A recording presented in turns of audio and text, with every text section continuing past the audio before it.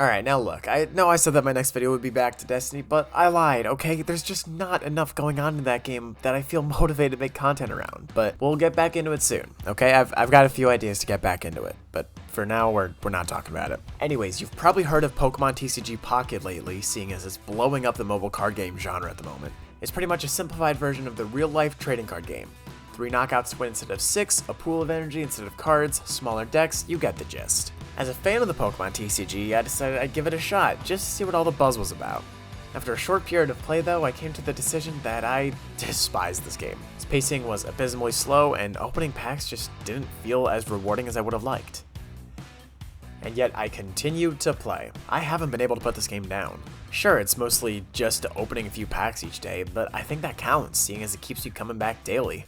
So with such a vibrant distaste for this game, why have I kept playing? Well, for one thing, once you get to the actual gameplay, things are pretty good. Like I said, I also generally enjoy the real-life TCG this game is based on, but it's probably one of the better trading card games to put into a mobile format. It's already a simple game, which makes dumbing it down for a smartphone experience easy, while staying true to the base game. Simply put, Pokemon's formula works at both the tabletop and mobile level, and it's good at keeping a clear identity at both stages. Secondly, and this is a big one, people just love ripping packs. If you've ever played a trading card game before, you know just how addictive opening packs can be. Even if buying single cards from your local game store or online vendor is cheaper in the long run, there's something special and alluring about cracking open a fresh booster pack without knowing what's going to be inside.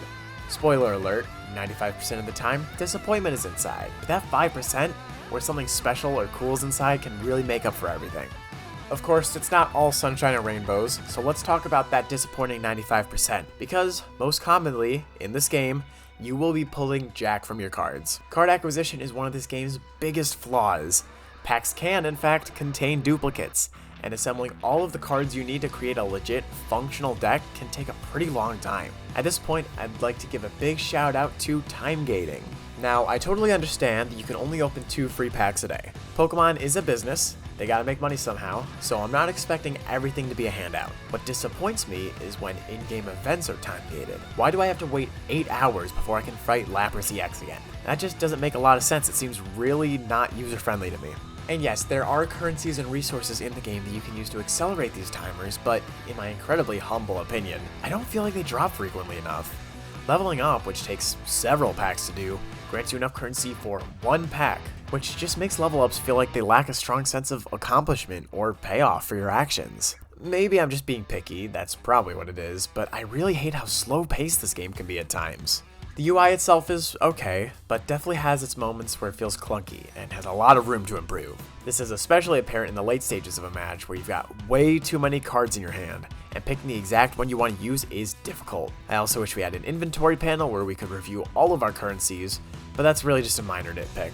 Now, for the stupidest argument of all time.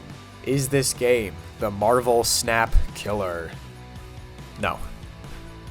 Absolutely not. Frankly, you are an idiot if you think it is. If any game is going to be the Marvel Snap Killer, let's face it, it's going to be Marvel Snap. Even if Snap isn't in the best or most favorable spot at the moment, it's still got a pretty dedicated fan base, and Second Ender isn't exactly bleeding players here.